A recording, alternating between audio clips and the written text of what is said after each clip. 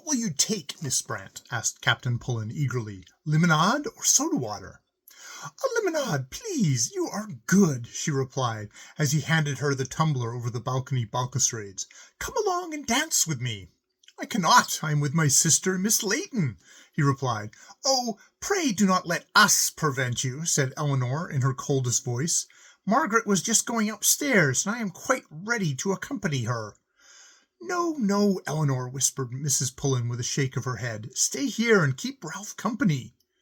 "But it is nearly 10 o'clock," replied Miss Layton, consulting her watch, "and I have been on my feet all day, and feel quite ready for bed. Good night, Ralph," she continued, offering him her hand. "Well, if you two really are going to bed, I shall go too," said Captain Pullen, rising, "for there will be nothing for me to do here after you're gone." "Not even to follow the procession?" suggested Miss Layton, with a smile. "Don't talk nonsense," he rejoined crossly. "Am I the sort of man to go bobbing up and down the Dagg among a parcel of children?" He shook hands with both of them, and walked away rather sulkily to his own quarter of the hotel. But he did not go to bed. He waited until some 15 minutes had elapsed, and then, telling himself that it was impossible to sleep at that hour, and that if Eleanor chose to behave like a bear it was not his fault, he came downstairs again and sauntered out on the sea front. It was very lonely there at that moment. The procession had turned and gone down to the other end again, where its lights and banners could be seen, waving about in the still summer air. "Why shouldn't the girl jump about and enjoy herself if she chooses?" thought Ralph Pullen. "Eleanor makes no allowance for condition or age, but would have everyone as prim and old maidish as herself. I declare she gets worse each time I see her. A nice sort of wife she will make if this kind of thing goes on.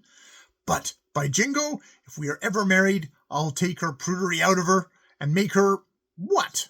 The woman who commences by pursing her mouth up at everything, ends by opening it wider than anybody else.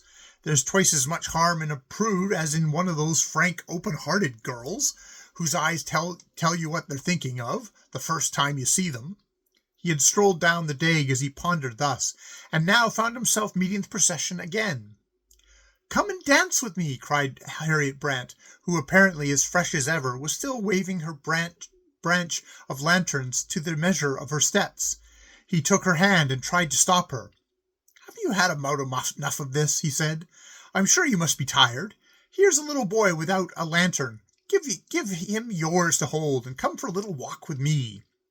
The touch of his cool hand upon her heated palm seemed to rouse all the animal in Harriet Brant's blood. Her hand, very slight and lithesome, clung to his with a force of which he had not thought it capable, and he felt it trembling in his clasp. "Come," he repeated coaxingly.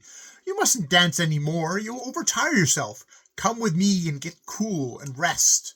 She threw her branch of lanterns to the boy beside her impetuously.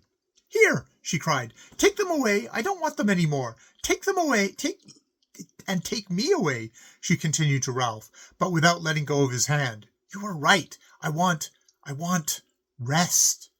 Her slight figure swayed towards him as he led her out of the crowd and across a narrow street to where the road ran behind all the houses and hotels, and was dark and empty and void. The din of the voices and the trampling of feet and the echo of the songs still reached them, but they could see nothing. The world was on the Dagg, and they were in the dusk and quietude together, and alone. Ralph felt the slight form beside him lean upon his shoulder till their faces almost touched. He threw his arm about her waist. Her hot breath fanned his cheek. "Kiss me," she murmured in a dreamy voice. Captain Pullen was not slow to accept the invitation so confidingly extended. What Englishman would be? He turned his face to Harriet Brant's, and her full red lips met his own in a long-drawn kiss that seemed to sap his vitality. As he raised his head again, he felt faint and sick, but quickly recovered himself. He gave her a second kiss, more passionate, if possible, than the first. Then the following whispered conversation ensued between them. "Do you know," he commenced, with his head close to hers, "that you are the very jolliest little girl that I have ever met? And you are the man I have dreamt of, but never seen till now." "How is that? Am I so different from the rest of my sex?"